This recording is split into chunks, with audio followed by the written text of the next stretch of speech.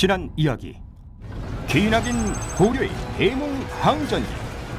결국 개경 환도를 결정하며 몽골에 복속하게 되는데 정부의 반기를 든 삼별초.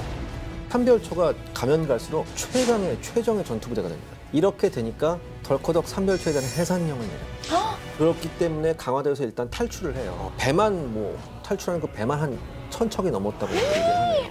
진도에 들어가죠. 그리고 진도만 점거한 게 아니라 주변 섬들도 점거해서 이제 해상 왕국을 만듭니다. 그래서 고려는 진도로 전격적으로 공격을 합니다. 근데 공격이 전부 다 실패하고 완전히 깨지죠. 그리고 오히려 삼별초가 공세로 전환을 해서 호남 일대 많은 곳을 점령하게 됩니다. 국가를 통제하고 있으니까 장기전으로 가면 우리가 이긴다.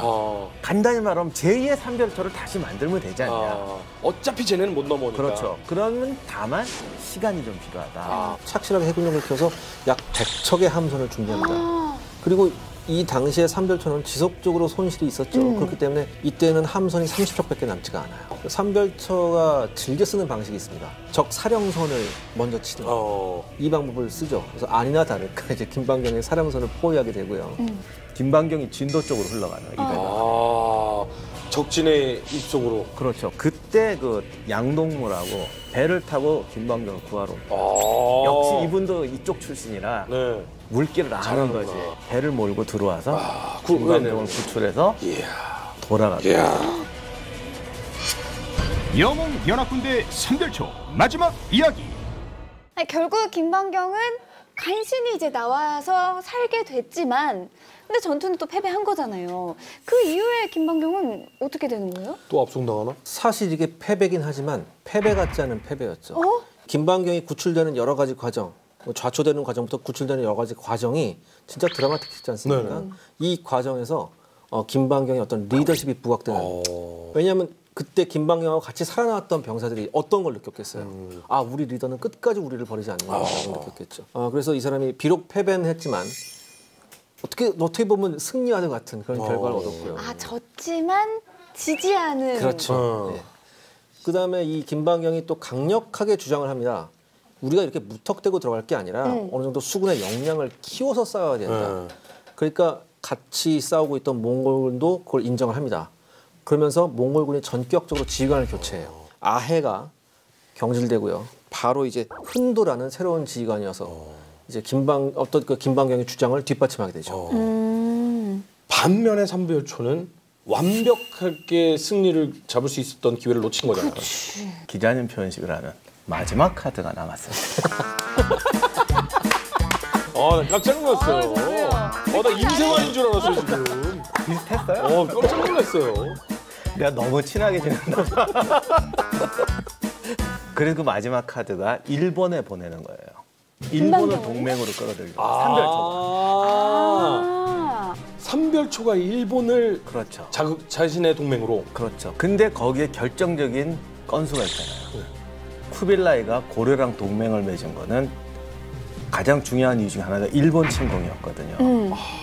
그래서 고려가 강화하자마자 쿠빌라이 막 독촉해요. 빨리 이제 일본 원정 함대 만들라고. 그러니 삼별초가 일본에 그걸 통지를 해줍니다. 지금 고려와 몽고가 너희 침략하려고 하고 있다. 우리랑 편 먹고 싸우자. 그래서 삼별초 사신이 정확하게 일본에 가요.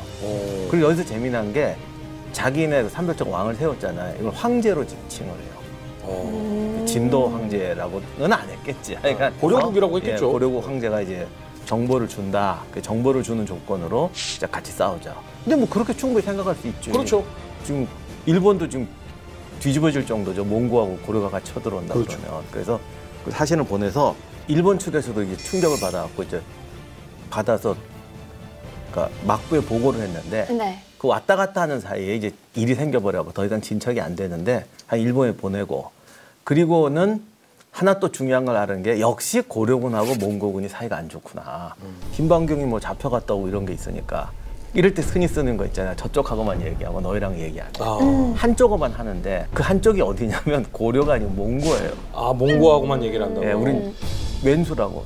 쟤들하고 왼수니까 차라리 외국 군대라고 얘기하겠다. 그래서 몽고한테 협상을 거는데 물론 이게 진짜인지 아닌지는 모르죠. 근데 가장 중요했던 제안이 전라도를 떼주면 우리가 나가겠다. 그러니까 우리나라를 반은 아니지 갈라서 전라도를 떼줘라. 가장 알토란을 떼주라는 얘기인데. 그러게요. 재산 중에 딱 하나만 내가 줄 테니까 한번 얘기해봐 그랬더니 집을 달라. 이런 느낌인 거야. 아 근데 몽고 입장에서는 근데 요게 일본 원정만 없었으면 먹혔을 수도 있어요.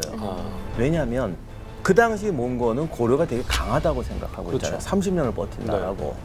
사실 지네들이 여기까지 원정 오기도 힘들고. 네.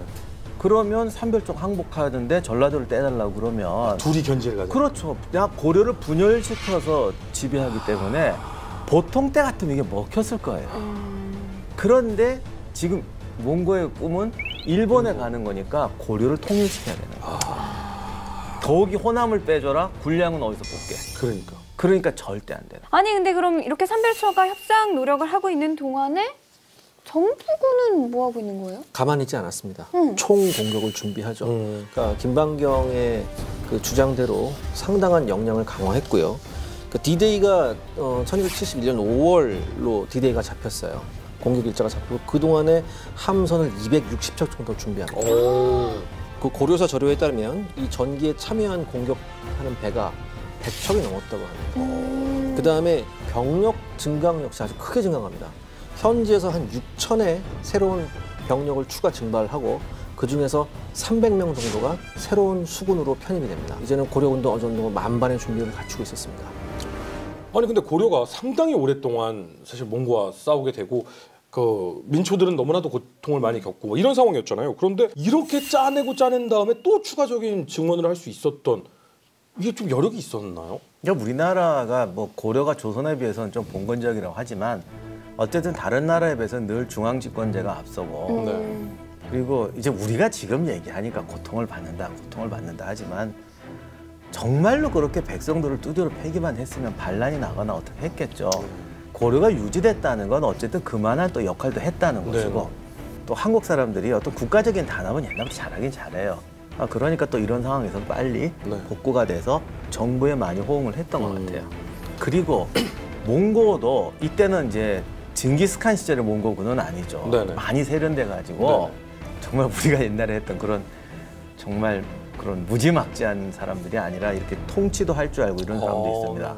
이게 당시에 그 몽고가 이제 고려가 항복이라고 해야 되나 강화를 하니까 자기네 섭정 비슷한 이제 고문관이라고 파견을 하는데 그 탈타라는 재상이 있는데 이 사람이 보면은 되게 공정한 사람이었어요. 고려 조정에서 군대를 내보낸다고 했더니 항의를 하는 거예요. 왜 고관 아들하고는 안 가고 다 백성만 더 자기가 직접 사회를 해가지고 나가든지 아니면 말 안 피라고 종이라도 내보내라. 이런 식으로 다 털어서 뽑아냅니다. 물론 이거 우리가 기분 나쁘게 생각하면 악착같이 뽑아냈다고 볼 수도 있어요. 근데 그 다음에 이 탈타라는 사람의 이렇게 행적을 보면 그런 무지막지한 사람이 아니라 뭐랄까 좀 능력 있는 관료, 통치가 뭔지 아는 그런 사람이었어요. 그래서 이 기사도 그냥 좋은 의미로 해석할 수도 있을 것 같아요. 그리고 이제 안 좋은 거긴 하지만 몽고가 이제 또 하나 작전을 쓰는 게 몽고하고 고려군이 있으니까 싸운다. 과거에 몽고에 이미 오랫동안 잡혀갔거나 몽고에 항복했던 사람 있잖아요. 이 사람들을 갖고 원나라 거주 고려인 이 부대를 또 만들어 파견을 합니다. 그래서 세 종류의 군대가 거기 집결하게 돼요. 많은 역사학자들이 이런 얘기를 하더라고요. 몽골이 세련되면 세련될수록 그 전투력은 약해진다. 그런 얘기를 많이 했어요. 그치, 좀 막 싸우는 게 강하니까. 그러나 이때는 그게 어떻게 장점들이 결합이 돼서 잘 됐던 것 같은데 정말 이제 문제 인물이 하나 등장하는데 원나라에 투항했던 고려인들 중엔 잡혀간 사람도 있지만 적극 협력자도 있거든요. 그 중에서 제일 유명한 사람이 홍보건이라는 사람이에요. 그 사람의 아들 이제 이름도 이제 원나라식으로 바꿔서 홍다구인데 이 홍다구가 사령관으로 자기 가병을 거느리고 참전하게 돼요. 그래서 제3의 군대가 오게 되죠. 군세가 장난이 아니었겠네요. 도대체 오늘은 언제 인물이 나올까 좀 기다리고 있었거든요. 오늘의 인물탐구 주인공은 바로 이 홍다구입니다. 삼별초와의 전투에서 큰 활약을 했다고 하는데 도대체 어떤 인물인지 인물탐구 만나보겠습니다. 영웅 연합군대 삼별초 전투에서 악명 높았던 친원파 세력 삼별초 저격수 홍다구를 만나본다. 진도 공격에 참여한 홍다구. 일단 이름이 굉장히 네네. 특이해요. 그러니까 어려서부터 전쟁터에 나갔었어요. 어려서부터 그러니까 전쟁터에서 잔뼈가 묻었죠, 이 사람이. 특히 1261년에 그러니까 부친의 관직이 있었어요. 부친이 먼저 네네. 왔었으니까 부친의 관직 이름이 관령기부 고려군민총관이라는 대단히 긴직한 이름이 근데 있었어요. 총관이라고 하니까 왠지 꽤나 높은 직책. 그렇죠. 그러니까 고려의 군민을 관장하는 거의 사령관 급이에요. 총독에 가까워요. 총독이군요. 예, 그러니까 군과 민을 나누지 않고 이 총자가 들어가면 되게 군사력하고 민사를 같이 가지. 총독에 가까운 일. 그러니까 이거를 아버지 그 직책을 그대로 승계를 합니다. 그다음에 1269년에 당시 고려의 국왕이었죠. 원종이 이제 이면을 제거하고자 했을 때 도움을 요청한 사람이 바로 이 홍다구예요. 그래서 그러니까 어떻게 보면 그 봉주의 둔천 총관부의 군을 주둔하면서 그러니까 이제 도와주게 되는데 이때부터 이 홍다구는 어떤 그 고려의 부원 세력이라고 할까요? 왜 맨날 우리 예전에 뭐 부원배 그런 말이 있었잖아요. 네. 이 부원 세력의 핵심적인 인물로 떠오르게 됩니다. 그리고 아까 윤전 아나운서께서 말씀하셨듯이 삼별초 난에서 그 난을 진압하는데 가장 결정적인 역할을 하는 인물이죠. 자, 그런데 이 홍다구가 부친의 관직을 물려받았다고 했잖아요. 그럼 역시나 부친 역시도 친원파라고 해도 되는 건가요? 부친만이 아니라 할아버지부터. 아주 뼛속까지 친원파군요. 네. 그러니까 친원파 이전에 이제 몽고인 처음 쳐들어왔을 때 할아버지 항복을 해요. 그다음 두 번째 침공했을 때는 아들이 항복을 해요. 거기서 이제 자기가 보다 찍혔잖아요. 네네. 또 나중에 이제 서경에서 반란을 일으켜요.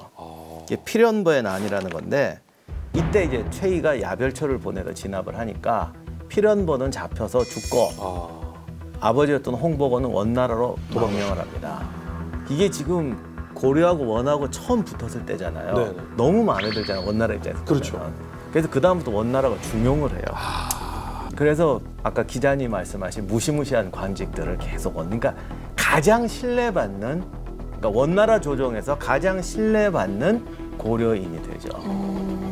그래서 원나라 침공의 초창기부터 맹활약을 합니다. 결국 중간에 항복하는 사람, 포로로 온 사람들이 다 총괄하는 사람이 홍보관이에요. 일화나 이런 거를 보면 거기에 대한 평가가 있지 않습니까? 네. 그 평가가 대부분 대단히 교활한 인물이었다 이런 평가가 지배적입니다.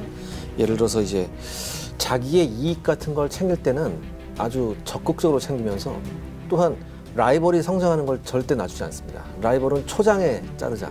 뭐 이런 어떻게 보면 좀 권력욕이라고 할까? 권력욕 플러스 뭐 사리사욕까지 좀 챙기는. 그러면서도 머리 회전이 대단히 빨랐대요. 똑똑하고 처세술이 좋았다라고 표현할 수도 있는. 그렇죠. 그죠? 그러니까 머리 회전이 정말 빨라서 예를 들어서 고려와 몽고 간의 이 관계를 자기를 통해서만 이 두 나라의 관계가 이제 형성이 될 수 있도록 그러니까 자기를 거치지 않고서는 안 되는 이런 시스템을 만들어놔서 이거는 뭐 양쪽에서 다 통행료를 받을 수 있는 이런 시스템을 만들었던 사람이거든요. 거의 절대 권력이네요. 그렇죠. 그래서 이제 홍다구가 고려하고 또 원수가 지게 된 데는 이런 개인적인 능력도 있지만 집안에 사건이 하나 있었어요. 아버지였던 홍보건이 아무튼 최고로 출세한 고려인이었잖아요. 그렇죠. 이제 고려하고 강화를 맺으니까 고려의 왕족들이나 귀족들이 원나라로 가거든요.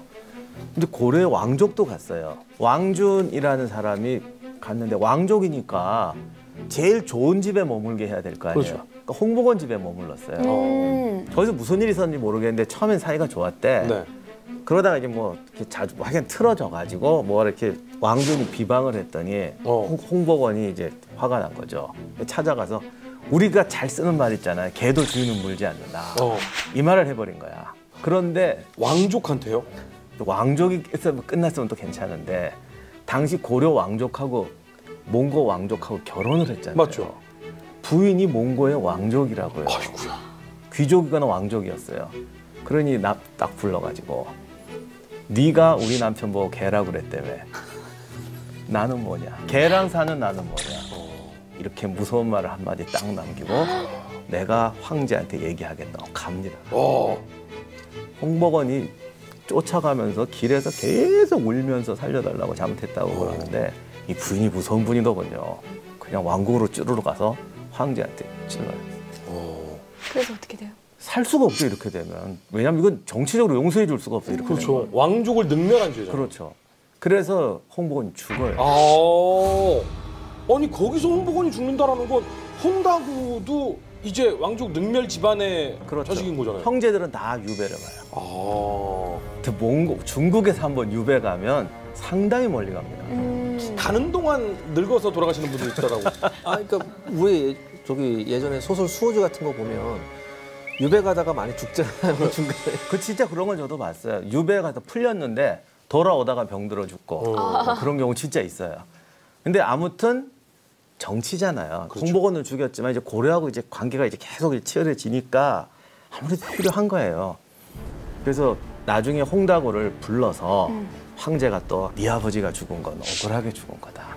나는 원래 니네 집 좋아했다. 그 관리들이 법을 잘못 적용해 재판이 잘못돼서 죽은 거다.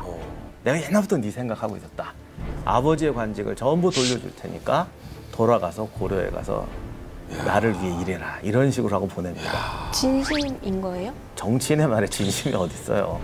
쿠빌라이가 충렬왕하고 원종한테 뭐라고 그랬었는데 젊은 날에 너랑 나랑 길에서 만나서 네가 나한테 항복했잖니. 이렇게 안 했어요. 그렇지.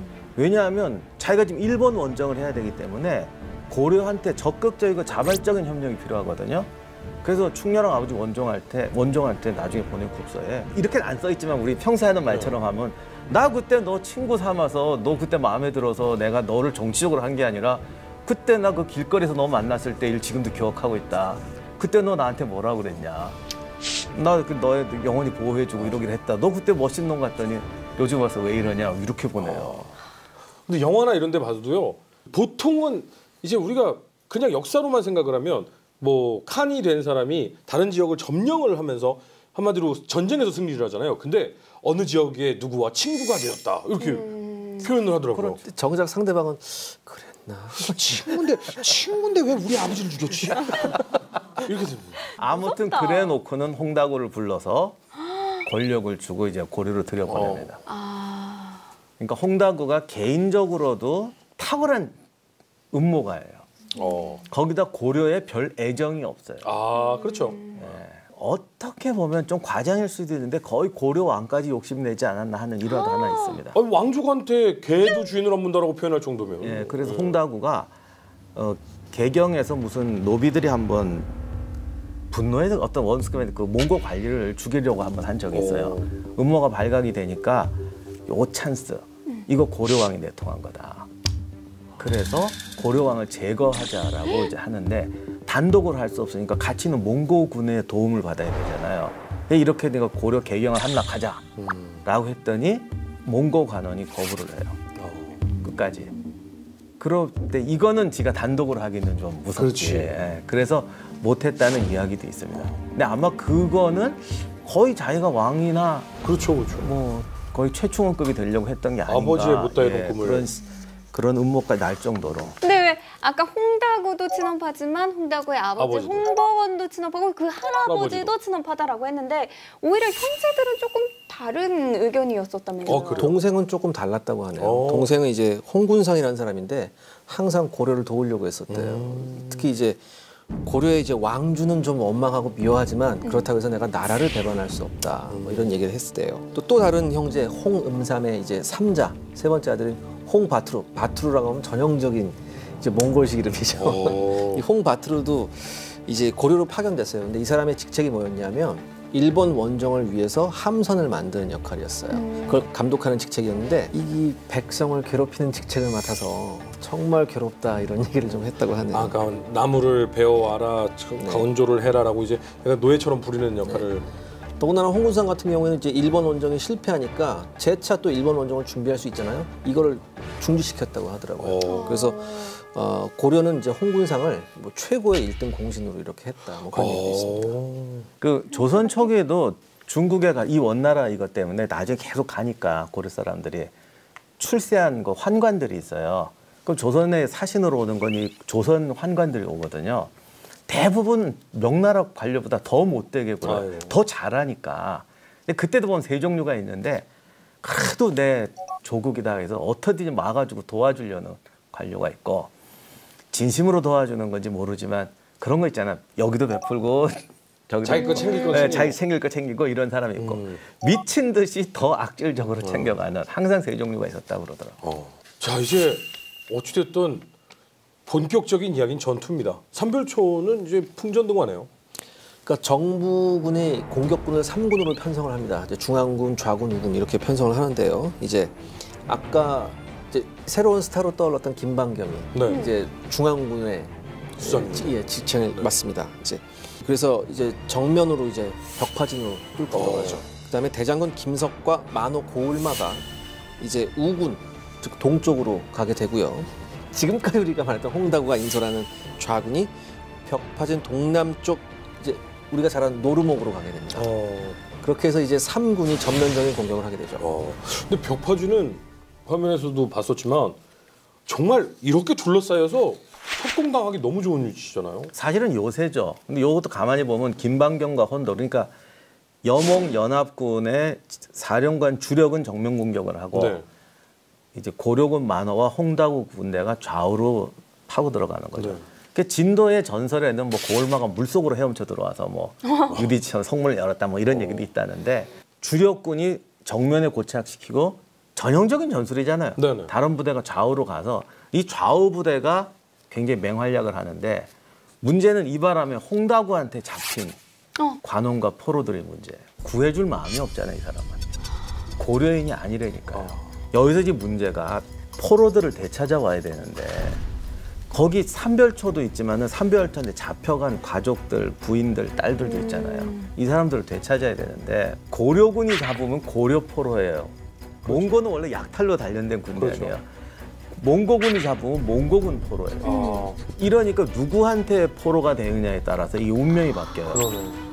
근데 홍다구한테 잡히면 이도저도. 아니죠. 이거 몽고군보다 더 몽고군한테 악질이에요. 최악이죠, 최악. 최악이에요. 제일 많이 죽였대. 왜냐하면 나 많이 죽였다고 보고 하는 게 최고의 공이니까. 아니 그러면은 이때 삼별초는 좀 어떻게 대응을 하고 있어요? 기록을 보면 당하긴 확실히 당했어요. 정면으로 들어오는 주력군에 집중하다가 이 좌우로 들어오는 군대를 놓쳐요. 그러니까 이쪽에 도망가면서 원군을 청할 거 아니에요. 이쪽에서 들었네? 오다가 군대가 뒤에 엉켜버려요. 그 틈에 더 싸우지 못하고 빨리 무너집니다. 근데 삼별초가 어떠한 약점을 좀 가지고 있는 게 결정적인 패인이 되었던 약점이 뭐였던 건가요? 일단 병력이 부족했던 것 같아요. 수적으로 예, 이렇게 되고 아까도 말씀드린 진도가 넓으니까 다 방어는 못하니까 포구를 막아놔야 될 거 아니에요. 왜냐하면 이제 고려 수군이 아까 말씀하셨던 200척이나 함대 증설을 했잖아요. 그러면 진도의 어떤 포구에도 상륙해서 이제 육지로 들어올 수 있습니다. 그렇죠. 그래서 진도의 여러 포구를 지켰던 것 같아요. 나중에 진도가 함락된 다음에 제주도로 탈출하는 부대가 있는데 그 진도에 가면 전설에 의하면은 저기 금갑이라는 곳에서 주력 부대가 탈출했고 저 남도산성이라는 데서 배중선이 전사했다고 되는데 요거는 조금 전설이 사실하고 맞냐마 좀 의문이 있습니다만 좌우간 지도로 보면은 벽파진의 완전히 반대편이에요. 이건 뭐라는 뜻일까요? 주요 항구마다 삼별초 군대가 분산돼 배치되어 있다는 거죠. 안 그래도 병력이 전세 분산까지 돼 있었던 거군요. 그러니까 정면에 군대를 막으려고 몰렸다가 좌우가 공격을 당하니까 뚫려버린 거예요. 그러니까 저 틈에 또 홍다구가 기습적으로 상륙에 성공을 합니다. 기습적으로 상륙에 성공을 해서 포구에다 불을 진 거예요. 그러니까 이게 더욱더 이 어떤 혼란을 부추겼겠죠. 근데 재밌는 게 보통 중군, 우군, 좌군 하면 중군이 가운데 있고 우군이 오른쪽, 좌군이 왼쪽이어야 되는데 중군이 맨 오른쪽, 그러니까 맨 위쪽에 저게 사실은 정확한 현지는 모르고 아. 현지의 구전에 따라서 한 거기 때문에 물론 구전이 다 틀린 건 아니에요. 그리고 중군, 좌군, 우군도 뭐 전쟁하다 보면 위치가 바뀔 수도 위치가 있어요. 바뀔 수도 있고 거짓으로 흘릴 수도 있고 하니까 이렇게 제일 어려워요. 역사에서 구전을 어디까지 믿어야 되느냐. 믿지 않을 수도 없고 100% 믿을 수도 없는 경우가 좀 있는데 뭐 아무튼 중요한 거는 벽파진으로 들어간 건 확실하고 현재선 저렇게 말하는데 어쨌든 양쪽으로 어떻게 들어갔겠죠. 그러니까 그 하나 좀 삼별초 입장에서 좀 안타까운 게 장항이 불타니까 현재 상황을 조금 파악해 보려는 노력을 조금 했었으면 됐을 텐데 당황해서 거기 지키고 있던 삼별초가 도망을 갑니다. 그러니까 더 혼란이 크게 됐어요. 우리가 지금까지 알고 있던 삼별초는 최강의 부대였는데 이 얘기는 뭐냐면 이미 삼별초는 초조함 속에 빠지기 시작했어요. 그리고 하나의 포구가 불타서 점령됐다는 생각이 들자마자 쉽게 말해서 이제 정신적으로 무너지기 시작하는 거죠. 더군다나 가장 최고의 지도자인 배중손이 전사했다는 소식이 전체에 퍼지자 아 우리 지휘관이 죽었으면 끝났다라는 생각이 이제 팽배하게 되죠. 그러니까 지휘관 죽었죠. 항구 불타죠. 도리가 없죠. 이 정신을 이겨내기는 진짜 쉽지 않은 것 같아요. 생각하기 나름이라서. 기록에는 안 나오지만 제가 고려군 입장이었다면 충분히 그 전에 심리전도 했을 것 같아요. 왜냐하면 그 지금 벽파진 가면 딱 뒤에 언덕이 하나 있거든요. 거기 이제 명남 이순희 장군 그 기념비가 있어요. 거기서 건너편이 빤히 보여요. 고려군이 지금 수군을 훈련시키면서 배를 만드는데 배만 만들었겠어요. 앞에서 이 훈련도 했겠어요. 시운전도 해야 될 거 아니야. 위력 정찰하고 막 그러니까. 그리고 아까 얘기했지만 호남에서 상당한 병력을 저기 징발을 했거든요. 그건 그 지역 물길을 아는 사람들이라는 거죠. 이거 왔다가 옛날 배는요 딱 보면 알아요. 저게 초보자가 우리도 알잖아. 초보 운전인지 베테랑인지 이거 다 보는 거야. 그러면 당장 알죠. 야 전에는 저런 배가 10척도 안 됐는데 지금은 100척, 150척이 충분히 능력을 갖췄구나. 그렇죠. 몇 개월간 이렇게 보니까 이게 훈련하는 게 질이 다르잖아요. 옛날하고. 그러면 이쪽에서는 벌써 이젠 틀렸다. 그러면 전투가 시작되면 달아나자든가 이런 생각을 하는 사람이 상당히 생깁니다. 그래서 이럴 때 좋은 게 야간 기습이에요. 밤에 기습하면 안 보이니까 이 도망갈 생각을 하고 있던 사람들은 기다렸다는 뜻이에요. 그래서 야간 전투는 반드시 어둠을 이용해서 하는 게 아니에요.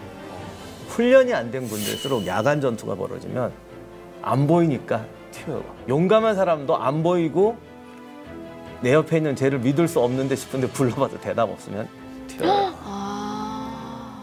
뭔가 진짜 좀 허무하게 이렇게 끝이 나나 싶은데 그럼 남아있던 이 장군들은 어떻게 되나요? 진도 전설에 따르면은 배중선은 그 벽파진이 아니라 최후 저항하느라고 그 남도 정말 반대편 끝이거든요. 거기 가서 싸워서 전사했다고 돼 있어요. 그 전사했다는 저 남도 산성이라는 데는 조선시대 해군 기지예요. 작은 기지인데. 저 남도 산성에 가면 지금도 성 있고 배중선 사당도 있고 그런데 그 옛날 그 조선시대 해군 기지가 있던 그 만을 보면 특징이 있어요. 정말 좁고 입구가 정말 좁아요. 그러니까 보면 다 입구가 좁죠 이런 만. 근데 특별히 좁아서 배 조금밖에 못 들어오는 그런. 그래서 정말 저기서 죽었든 안 죽었든 간에 저기에 그 삼별초 군대는 반드시 있었을 거예요. 그리고 저렇게 반대편에 있던 군대들이 살아남아서 이제 이선으로 아마 대비가 있었겠지. 정보하면 가자. 그래서 이 사람들이 이제 제주도로 갑니다. 자, 일부 생존자들이 그러면 이제 제주도로 이제 후퇴를 하게 된 건데 제주하면은 삼별초가 해상 세력을 넓히기 위해서 제주가 이미 좀 터전이 있었다라고 하던데요. 그러니까 이것이 당시 1270년 11월에 삼별초 한 장군이 소급 부대를 거느리고 이미 제주도에 상륙을 해서 거점 확보 노력을 합니다. 군사 기지도 만들고 주민도 위모하고 자기 편도 끌어들이고 이런 걸 하고 있었던 거죠. 아니 근데 그럼 이때 정부군은 삼별초가 제주도로 간 거를 알고 있었나요? 나름 예측을 했습니다. 나름 예측을 해서 영광 군수 김수를 이제 파견해서 제주 수비를 하게 하는데 이게 말이 파견이지 파견한 병력이 한 200? 200에 그리고 나중에 또 증원군이라고 오는데 증원군이 70명이 옵니다. 그러니까 저는 제 생각에 무슨 생각을 하는 제주도 수학여행 아닌가요? 근데 아마 제 생각에는 그러니까 뭐 여러 가지 추측이 있었겠지만 제주민들이 그렇게 고려 관군을 반기지 않았던 게 좀 이유가 크지 않았을까. 그 고려 자체도 제주도를 그닥 중요하지 않은 맨날 뭐 유배지고 막 그랬었으니까. 그러니까 아마도 처음에는 진도도 넓은데 주력이 제주도로 가면은 방어할 수가 없다 이런 생각을 했고 호남을 노리든 어쨌든 본토를 노렸으니까. 근데 이게 전황을 보니까 이게 안 되겠다 싶으니까 사실 진도에서 장기적으로 버틸 수는 없잖아요. 그렇죠. 그때 제주도 생각이 난 것 같아요. 차라리 그럼 제주도로 들어가서 주민들을 우리 편으로 만들어서 이걸 완전히 독립시키자 이런 생각을 했던 것 같은데. 제주도 되면 진짜로 그냥 나라 하나를 세울 수 있는. 그렇죠. 그러니까 정부군도 그 전략이 뻔하니까 왜 소부대를 보냈겠어요. 지금 다 소부대가 가서 제주도민을 어떻게 설득해서 고려에 붙을래, 독립왕국할래, 이제 이 작전이 시작된 거죠. 자, 그럼 결국은 제주 자체는 그 정부군 입장에서는 여기를 함락해라, 삼별초를 징벌해라, 뭐 이게 아니라 제주 도민들한테 그렇죠. 너희들 어떻게 할래?라는 정도의 지금 파견군만 한 상태잖아요. 완전 선거전 벌어진 거예요. 네. 서로 한쪽에 이만큼씩 주둔해가지고 네.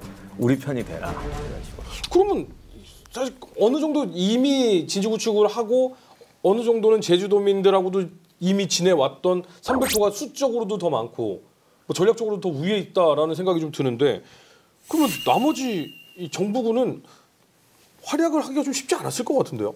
삼별초는 이제 관군이 지키는 조천을 피해서 제주 서쪽에 상륙을 했었어요. 근데 네. 이때 관군이 왔는데 이제 제주도민이 관군들한테 대단히 냉랭한 반응을 보입니다. 그렇기 때문에 삼별초가 온 거를 탐지하는데 실패를 해요. 이것만 봐서는 당시 제주도민들의 민심을 알 수 있죠. 우리가. 그래서 삼별초가 상륙했는데 보고도 안 해주고 정부군은 병력이 적으니까 이제 그 지금의 제주시예요. 그러니까 그때도 그게 제주도의 제일 큰 도시니까 여기를 막으려고 방벽을 세우려고 그러는데 주민들이 협조를 안 해 세우지도 못해요. 그래서 성벽이 없으니까 할 수 없이 정부군은 이제 하천을 그러니까 이게 그냥 자연 지형에서 싸우는 거예요. 근데 병력도 더 적어요. 지금. 그리고 기록엔 정확하지 않지만 제주도에 있던 주민들도 삼별초에 합세한 것 같아요. 오히려 삼별초를 돕는군요. 그러니까 이건 정말 고림무원이죠. 근데 중요한 건 이 부대도 삼별초 출신들이에요. 이 정부군도. 그래서 제주도민까지 합세해서 쳐들어오니까 근데 역시 삼별초가 세긴 센 것 같아요. 이럴 때 항복하지 않고 이 삼별초는 정부군 삼별초죠. 끝까지 싸웁니다. 다 전사하고 심지어는 그 진자화라는 이것도 나주지. 나주 출신의 소년자 19살짜리 소년 장수가 있었는데 뭐 적진의 돌격에서 그 삼별초 장군까지도 그러니까 무사도 살해하고 그러다가 결국은 3번째 돌격에서 전사했다고 되는데 소수인데도 계속 돌격했다는 거는 적진을 포위망을 돌파하려고 그랬든지 아니면 싸우다 죽자 했던 건지 모르지만 굉장히 장렬하게 싸운 건 맞죠. 그러면 이제 여기 있는 삼별초는 안정적으로 편안하게 제주도에서 자리 잡으면 되는 거 아니에요? 아무튼 이들은 제주시 애월읍에 있는 그 향파두성에 자리를 잡습니다. 처음에 1년 동안은 별다른 활동은 없다가 이제 성벽을 쌓으면서 점차적으로 제주도민들을 포섭하기 시작합니다. 그러니까 왜냐하면 아까 교수님께서 언급하셨듯이 이 도민들만 포섭을 하면 이건 진도와는 다르게 훨씬 더 견고하게 틀어줄 수 있겠다. 숫자도 많고 그렇죠. 자원도 풍부하고. 그렇죠. 그리고 더군다나 1년 후에는 전라도 지방으로 이른바 노략질을 하러 갑니다. 그래서 이제 또 조은선이라고 해서 왜 세복 바치는 배들 있죠. 그걸 또 납포해요. 이게 어느 정도였냐면 1270년 3월에서 5월 사이에 턴 곡식만 3,200석입니다. 그 다음에 또 여기서 전형적인 게릴라식 히트앤런 작전을 하면서 일본 원정을 위해 만들어뒀던 배까지 불태우고. 왜냐하면 그 배들이 결국 제주도로 건너올 배들이거든요. 그러니까 들려갈 거니까. 예, 어차피 우리를 공격하러 올 거니까 조선소에 있을 때 태워버리는 거죠. 그런데 정부 입장에서는 이미 다 끝난 전쟁 이제 다 끝내놓고 저 조그마한 잔존 세력만 없애면 되는 건데 대응을 안 할 리가 없지 않습니까? 그래서 이제 처음엔 잔존 세력이라고 생각하니까 네. 어떻게 회유해 보려고 하는 거예요. 이제 제주도의 지도자는 김통정이라는 사람이죠. 이제 앞에 있던 지휘관은 죽고 탈출한 사람은 김통정인데, 근데 여기서 굉장히 의미심장한 말을 하는데 이런 식의 얘기를 해요. 이제 투항해라 그랬더니 우리가 한 번 쏘지 2번 쏘냐. 요게 사실은 제가 아까 진도로 공격해 들어갈 때 삼별초가 이간책을 써서 몽고랑 고려랑 따로 협상을 했다고 그랬잖아요. 근데 고려나 몽고군도 계속 생각하는 건 똑같거든요. 이 사람들도 또 따로 하면서 삼별초를 또 속여요. 피착 안에. 그런데 정확한 내용은 모르겠는데 삼별초도 양쪽을 속여 먹으려다가 자기들도 속은 것 같아. 그러니까 고려 쪽에서 어떤 협상을 거냐, 뭔가 좋은 조건의 협상을 걸었던 것 같아요. 그래서 사실은 삼별초가 방심하고 있었다고 그래요. 우리 아까 왜 공격할 때 상당히 혼란스러웠다고 그러지만은 네. 그 방심했던 것도 하나의 중요한 원인이었던 것 같은데 그 바람에 처참한 패배를 당하거든요. 그래서 김통정이 우리는 한 번 쏘지 두 번 쏘지 않는다라는 이제 말을 하면서 죽을 때까지 싸우겠다. 그러면 정부에서도 이제는 놔두지 않겠네요. 그래서 이제 대함대가 제주도는 꽤 멀잖아요. 그렇죠. 대함대가 출동을 하는데 여기는 또 하나의 이유도 있었던 것 같아요. 왜냐하면 이 지휘부하고 병사들이 그대로 나중에 일본 원정에 동원이 돼요. 이 배들도 이제 일본에 또 갈 배들이에요. 네. 그러니까 어떻게 보면 예행 연습이라고 하긴 좀 뭐하지만 전쟁을 앞두고 작은 전쟁을 한번 벌이는 거지. 그래서 지금의 협재 쪽으로 상륙하는데 우연의 일치인지 모르겠는데 나중에 그 일본에 상륙할 때의 지형이나 전술하고 똑같아요. 많이 해수욕장에 있는 만인데 그 앞에 작은 섬이 있거든요. 작은 섬을 먼저 점령해서 교두보를 만들고 그걸 기지로 해안에 내려오는 작전인데 정말 그걸 똑같이 해요. 아니 그럼 이렇게 해서 어떻게 보면 2차 전투가 시작되는 셈이라고 볼 수 있는 건가요? 그렇죠. 어쨌든 최후의 항전이었고 이 사람 삼별초 입장에 이제 물러설 데도 없고 그리고 투항해봤자 죽일 거다라는 생각이 팽배했던 거예요. 그러니까 여기서 죽자라는 식으로 장렬하게 싸우죠. 그래서 여기서 그 항파도성을 포위를 하는데 몽고군이 신기전 비슷한 이제 화포까지 씁니다. 와. 그게 오직 예행 연습. 앞으로 일본하고의 싸움에서 예행 연습으로 무기까지 동원했을 수도 있긴 있지만은 아무튼 우리 생각하기에는 그리 많지 않은 잔존 세력을 공격하는데 최신 무기였던 화포까지. 기록에 의하면 우리나라에서 화포가 쓰여진 아마 이게 처음일 거예요. 그래서 쏘는데 사실 이게 실전에서 별로 이력이 없어요. 당시의 화포는 심적 충격 효과였습니다. 살상률은 대단히 낮고요. 대단히 그러니까 거의 없다시피 한 게 많았고요. 심리적 충격 효과가 컸던 것 같아요. 처음 볼 때는 위력이 이런 거죠. 뿅 소리가 날아가면 놀래서 성문을 열고 나온다거나 그걸 처음 보니까 이렇게 기병들을 쫙 쏘면 말들이 놀래 싸움을 포기하고 도망간다거나 아니면 골짜기가 있는데 그냥 뿅 쏘면 매복해 있던 애들이 손 들고 나온다거나 이런 효과가 있었다고 해요. 그러나 이 고려의 삼별초는 눈도 까딱하지 않고 버티죠. 그래서 결국은 전투가 벌어져서 거의 죽거나 잡히고 일부 세력만이 이제 한라산으로 들어가요. 근데 사실 그때 당시에 고려 시대 당시에 한라산이면 이건 진짜 원시림이잖아요. 그러니까 내가 그때 고려군이나 몽고군이었으면 한수 푹푹 나올 거야. 이제 저기를 어떻게 수색해? 1,몇백 미터짜리를. 야, 큰일 났다. 그런데 김통정은 나중에 얼마 지나지 않아서 동굴에서 목매 자살한 걸로 지휘부가 도망가긴 도망갔는데 이제 끝내야겠다라는 생각을 했던 것 같아요.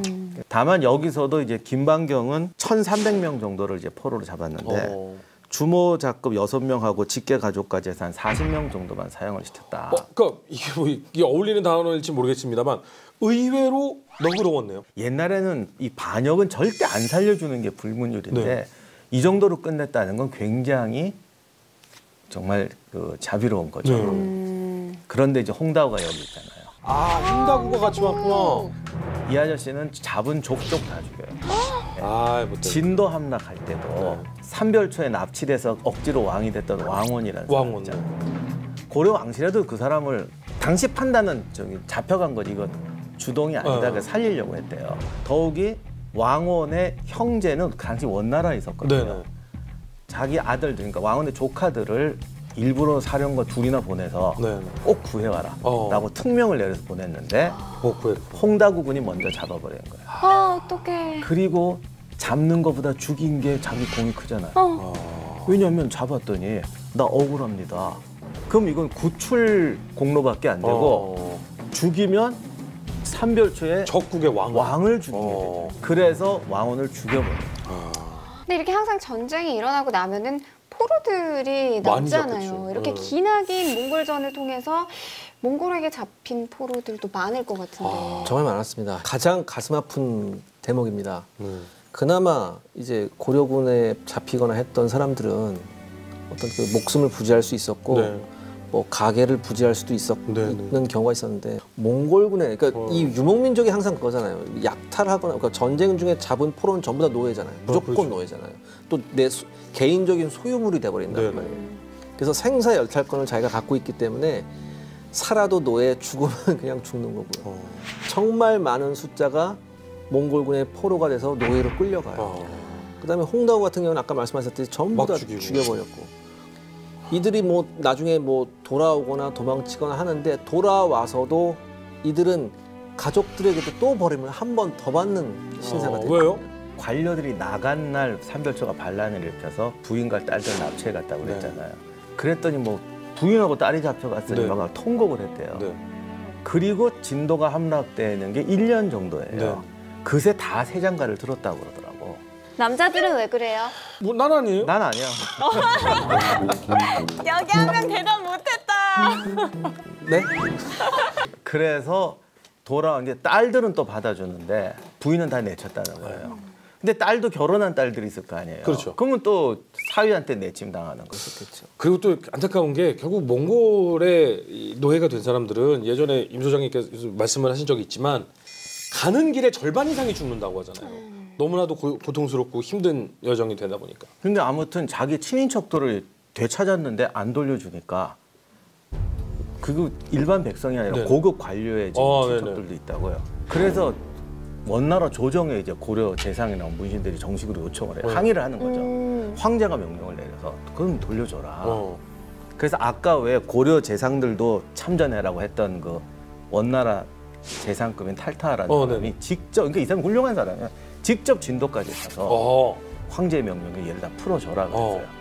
그랬더니 사령관이 못 풀어준다고 반항하는 거예요. 그 마지못해 재상에서 막 말다툼까지 싸웠대. 이 사람은 그래도 고마운 사람이죠. 그렇죠. 그랬더니 또 어떻게 했는지 아세요? 쓸 때 이랬을 거 아니야. 뭐 그 사람들 중에는 이 고려 문신의 부인, 뭐 형제 딸들이 잡혀간 사람도 있을 테니까 얘들은 풀어줘라 그랬어요. 족보를 조사해서 이모, 그러니까 거기 언급 안 한 그건 또 안 풀어줘. 여기 부인하고 딸들만 풀어주라고 그랬잖아. 이모는 언급이 없잖아. 이래가지고 또 안 풀어주고 이런 식으로 해서 다 석방되지 못하고 끝내 몽골로 가고 석방된 사람은 또 어떤 사람들은 또 집에서 내치고 이제 이러죠. 결국 이렇게 해서 유목민족의 끝판왕 몽골과의 기나긴 여정이 끝이 났습니다. 오늘도 또 의미를 좀 되짚어 봐야 될 텐데 삼별초 항쟁을 통해서 우리가 얻을 수 있는 뭐 군사학적 의미 아니면 좀 역사학적 의미 어떤 게 있을까요? 이 삼별초의 난을 제가 준비를 하면서 저는 정말 많은 혼란을 겪었습니다. 초반에 제가 말씀드렸듯이 이것이 어떤 내전 형태인가 아니면 이것이 정말 끝까지 몽골에 대항한 것인가. 그리고 그 와중에서 또 하나 역시 민초들은 이 과정에서 또 갈려나간다. 그럼 뭐 무신 정권도 사실 과연 그 대몽 항쟁이라는 게 단지 그들만을 위한 항쟁이냐. 우리 지난번에도 그 얘기를 했지만 이것도 딱 둘 중에 하나 판단하기 어려운 것이고 삼별초로 가면 이제 점점 더 혼란스러워요. 그렇죠. 예. 그런데 전쟁이라는 것은 취미로 하는 것이 아니고 결국은 어떤 경우든지 극단적인 선택 속에서 하는 거예요. 약소국이라든가 패전하는 경우는 더더욱이 지금 극한적인 상황에 몰리게 되는 거죠. 그래서 전쟁이 비극인 가장 중요한 이유는 정상적인 가치관을 가지고는 판단할 수 없는 일이 생긴다는 거죠. 그거는 다시 말하면 나는 합리적으로 이렇게 하고 싶은데 선택이 없는 거예요. 그래서 우리가 그 선택되지 않는 상황에다가 놓고 이것이 옳으냐 그러냐고 잣대를 대는 게 어떻게 보면 가장 잔인한 짓일 수 있어요. 그런 상황이 오지 않도록 하는 것. 첫 번째는 전쟁이 안 나게 하면 더 좋겠지만 두 번째는 전쟁을 해도 약하고 불합리하거나 또는 내적으로 모순이 많아서 민초들이 당하는 고통 중에 제일 슬픈 거는 제일 많이 죽고 고통당한다는 것도 있지만 올바른 선택이라는 걸 도무지 할 수 없게 한다는 거예요. 리더가 없으니까. 예. 이거는 완치하는 방법이 없는 것 같아요. 팔을 하나 자르든지 두 다리를 다 자르든지 이런 식의 어쩔 수 없는 상황을 선택을 할 수밖에 없는 상황을 만드는 것이 약소국의 전쟁이다. 그것을 요거를 놓고 어느 것이 옳았느냐 싸우고 하지 말고 이런 상황이 오지 않도록 해야 된다. 이것이 가장 중요한 역사의 교훈이라고 생각합니다. 그러니까 저도 정말 동감하는 게 왜냐하면 이 고려가 유목민족한테 몽골 한 번만 당한 게 아니었잖아요. 계속해서 북방의 유목민족이 계속해서 쳐들어왔으면 거기에 대해서 어떤 솔루션을 내놓을 수 있었는가. 전 그거를 한번 좀 신랄하게 되짚어봤으면 좋겠어요. 자, 저희가 여몽전쟁에 대해서 며칠 동안 쭉 배워왔습니다. 정말로 느껴지는 것도 많고 좀 가슴을 치게 되는 일도 정말 많이 있었는데 제가 인터넷 댓글 중에 가장 많이 보는 댓글 중에 하나가 뭐냐면 빨리 좀 올려달라. 늦으면 일 안 하냐? 엄청 댓글 올라옵니다. 그런데 이거 빨리 보시고 싶으신 분들은요. 본방부터 시작해서 다시 보기까지 굉장히 빨리 올라오는 게 저희 국방TV 어플리케이션이거든요. 맞아요. 네, 어플리케이션 이용하셔서 본방을 그냥 보셔도 되고 그리고 다시 보기도 금방 올라와요. 그러니까 요거를 이용해서 좀 많이들 보시면은 급하지 않으셔도 된다. 라는 점 꼭 전달해드리고 싶습니다. 맞습니다. 수요일 저녁 8시 국방TV에서 본방사수를 하는데요. 사실 사람들이 아니 우리 집에 TV가 없다. 외국에 살고 있다. 이런 분들이 좀 많더라고요. 네. 그런 분들에게 이 앱이 굉장히 좋지 않을까. 휴대전화로 볼 수 있습니까? 네, 본방도 보실 수 있고요. 유튜브보다도 조금 더 빨리 올라온다고 하니까요. 좀 많이 좀 보고 싶으신 분들은 앱을 깔면 좋을 것 같습니다. 다음 이야기. 지금까지도 분쟁이 끊이지 않는 지역 중동. 광활한 사막을 둘러싼 50여 년간의 대전투. 중동전의 베일을 벗겨본다. 1차 중동전. 시온, 영어로는 자이언이죠. 근데 이 시온으로 돌아가자. 언젠가는 하나님의 나라가 만들어진다. 1948년 5월 14일에 이스라엘이 건국 선언을 합니다. 아랍 입장에서는 재앙이죠. 여기에 이집트군이 공격을 시작합니다. 무려 4대의 전차. 그때 거기를 지켰던 병사가 39명에서 한 45명 정도. 예? 그 중에 12명은 여자였어요. 예? 그 여자 중에는 할머니도 있어요. 근데 전차 부대가 들어갔다고요? 그럼 이건 전투도 아닐 것 같은데요? 이집트군이 격퇴됩니다. 네?